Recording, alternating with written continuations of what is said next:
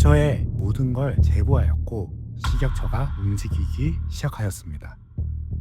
오래 기다려주셔서 감사합니다. 일단 첫 번째 영상에서 모든 것들을 밝혀서 이야기해드리지 못해 답답함을 선사했던 점 정말 죄송하게 생각합니다. 하지만 저한텐 두 가지의 필요한 증거가 더 있어야 됐었습니다. 그 두 가지가 이제 확보가 된 상태이고요. 제가 하나하나 말씀드리도록 하겠습니다. 자, 첫 번째, 여러분들께서 제일 답답해 하셨던 부분입니다. 왜 원본을 공개 안 해? 임상 기간을 오픈을 하고 성적서를 오픈을 해 라고 하시는 분들이 되게 많으셨어요.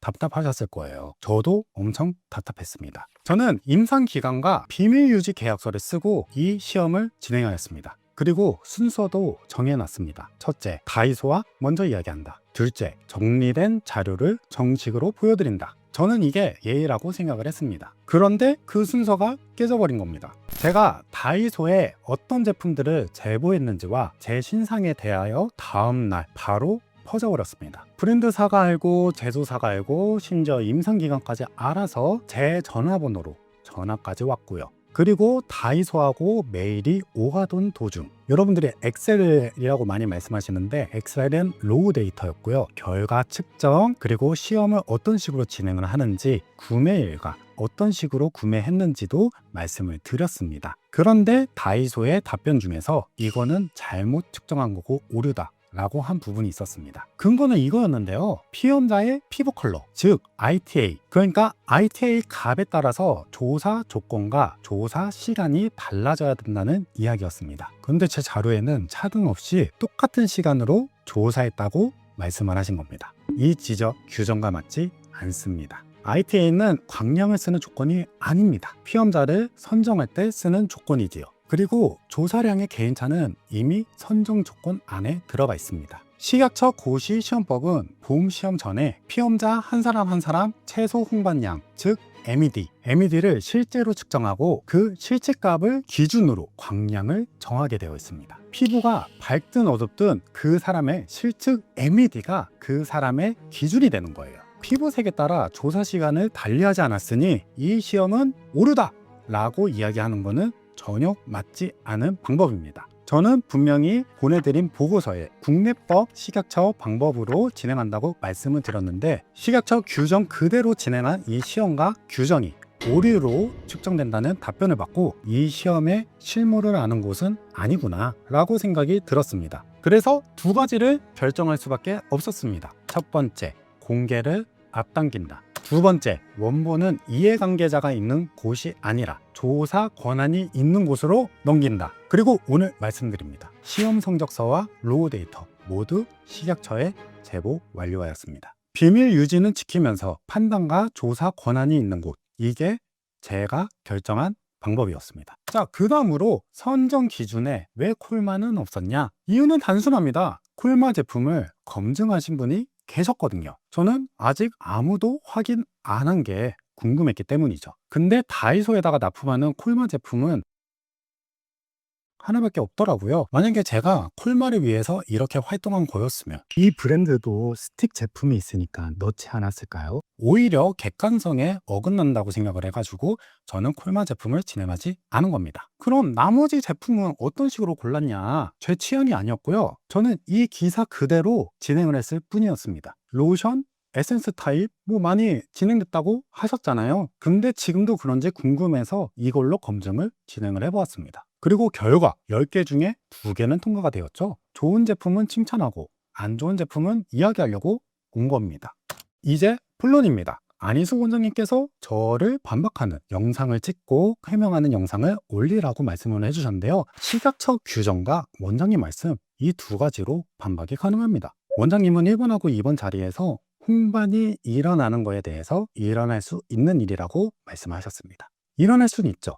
그렇지만 그게 일어나면 숫자가 바로 깎여져 버립니다. 그럼 그 표기된 숫자가 되지 않죠. 규정상 SPF는 피험자들의 산술값의 평균이고 95%의 신뢰 구간이 플러스 마이너스 20% 안에 들어야 하며 벗어나면 표본을 늘려서 다시 측정을 해야 됩니다. 낮은 광량에서 홍반이 뜨는 순간 평균값이 무너지고 라벨 숫자가 성립되지 않습니다. 그래서 실무에서는 그렇게 말하죠. 3번에서 나와도 불안하다. 4번부터 나와야 한다. 그래서 제가 지난번에 영상에서도 3번은 MS까지 이야기를 했고요. 둘째, 사진 보니까 안 분명한데 뭐로 측정했지?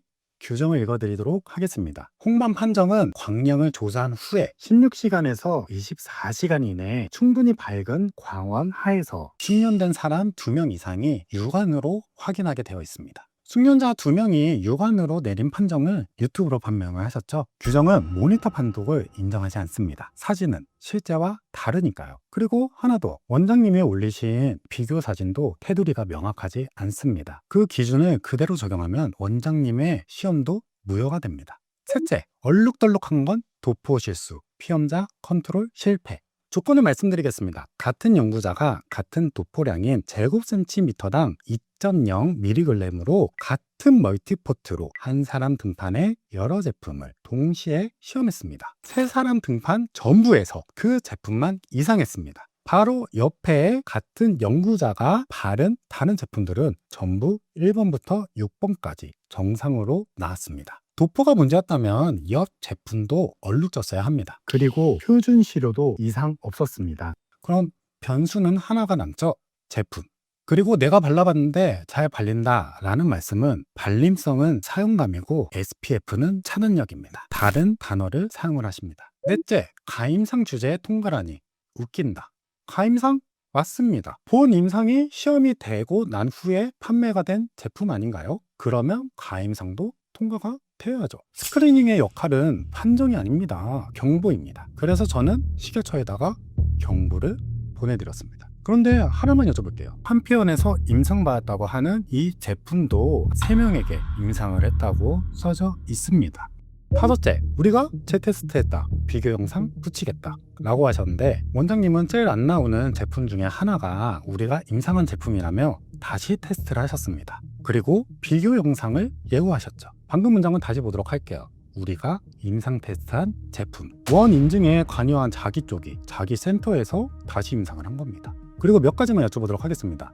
피험자는 몇 명이었나요? 규정은 제품당 10명입니다. 광량은 어떻게 측정하셨나요? 루트 번호는요? 그리고 성적서와 로우 데이터, 저에게 요구하신 그 목록 중에서 원장님이 공개하신 거는 0개입니다.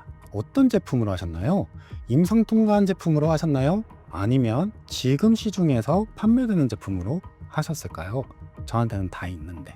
원문은 내놓으라고 하셨지만 본인의 비교 시험 영상에서 공개된 자료는 0건입니다. 어느 기관인지 밝히라고 하셨지만 폭로에서는 원본을 공개하지 않으셨습니다. 협의체 사람들한테 다 물어봤는데 다 안 했다고 하더라. 근데 누구랑은 했겠지. 이거 되게 모순되는 거 아닙니까? 그리고 비밀 유지 계약이 있는 업계에서 그 전화를 돌리면 답은 하나이지 않을까요? 그거는 제 임상의 부재가 아니고 계약의 증거일 뿐더러 한편도 똑같이 인터뷰에 응하지 않았다는 것을 알고 있습니다. 마지막으로 결론을 짓도록 하겠습니다. 안인숙 원장님께서는 왜 이렇게 적극적으로 영상을 찍으시며 논점을 흐리시는 걸까요? 안인숙 원장님께서 영상에서 말씀하지 않으신 게 있습니다. 한피언은 이번에 임상 결과가 좋지 않은 걸로 나온 회사의 투자자이신 걸로 기사로 접했는데요. 한피언은 그 회사의 투자자이시면서 자기 제품 임상도 하시고 이번에도 임상을 하시고 난 후에 임상 결과가 좋다고 이야기하셨습니다. 안인숙님은 이번 일에 상당히 이해관계가 있으신 걸로 보입니다. 30만 원짜리랑 비교해도 이렇게 차이가 안 나다니. 고시 제5조 조사기관은 사업자와 독립적이어야 하며 이 등의 약 70억 규모의 투자를 진행했다고 하셨습니다. 안희숙님께서 이렇게 적극적으로 나서서 행동하시는 게 이러한 이유가 있구나 라고 생각이 들게 되었습니다. 검증 자체는 언제든지 환영입니다. 다만 검증은 이해관계가 없는 제3의 기관에서 식약처 고시 방법 그대로 이루어져야 합니다. 저는 그렇게 했고 그래서 기관을 지키는 겁니다. 기관 또한 공익 제보자이니까요. 그리고 원장님은 그건 6년 전이다 이야기를 하시는데 그때도 유기자차 선크림 업체는 똑같이 얘기했어요. 지금 기술력 많이 진보했다. 그래서 그렇게 판매한 거고 그래서 확인하신 거 아닙니까? 그리고 원장님은 인비트로로 검증을 하신 다음에 인비보를 하셨죠. 저는 10개의 제품을 3명씩 인비보 30을 돌린 겁니다. 그래서 그건 제가 처음이라고 얘기를 한 건데 생각을 해주셨으면 좋겠습니다. 본인 스스로가 식약처 기준으로 검증을 하지 않고 피험자 수가 한 명의 상태에서 등이 아닌 팔에다가 멀티포트를 사용하지 않고 광량을 제대로 조사하지 않으면서 올리브영과 다이소는 똑같다라고 검증을 올리셨습니다.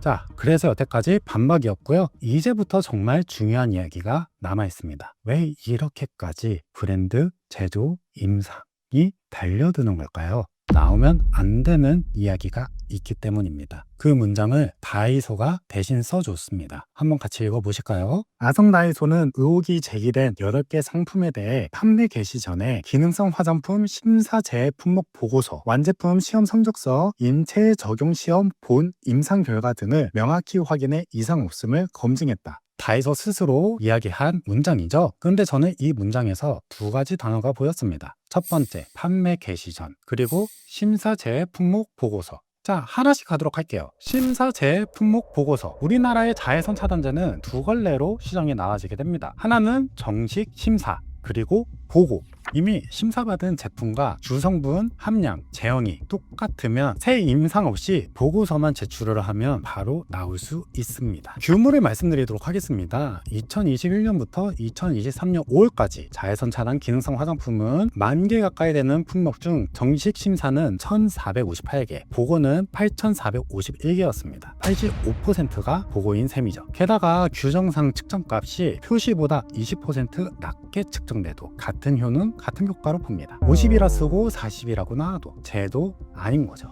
자, 2번째 단어, 판매 개시 전. 검증은 전부 팔기 전에 끝났다는 이야기입니다. 그럼 팔기 시작하고 다음 생산 로트는요? 재검증 의무가 없습니다. 첫 로트가, 그러니까 첫 번째 제품이 통과가 되면 그 다음 생산도 그냥 통과인 것입니다. 그러면서 원가가 바뀌어도, 보조 성분이 바뀌어도 라벨은 그대로입니다. 한마디로 라벨과 실물 사이에 보증해주는 장치가 사라지는 구조입니다. 이거 여러분들께서 많이 느끼셨을 거예요. 지난번에 아니랬는데 이제 왜 이러지? 분명히 지난번에 이거보다 더 좋았던 것 같은데 왜 이러지? 제 추측이냐고요? 아니요, 이거는 식약처가 검증을 한 결과입니다. 자, 이제 다시 다이소 입장론을 보시도록 할게요. 다이소는 판매 개시 전에 서류를 받았을 거예요. 그리고 그 서류는 완벽했을 겁니다. 근데 그 서류가 완벽했던 거와 지금 매대에서 그리고 다이소에서 판매되는 제품은 다를 수가 있습니다. 그래서 제가 이것을 위해서 임상을 했었던 거고요.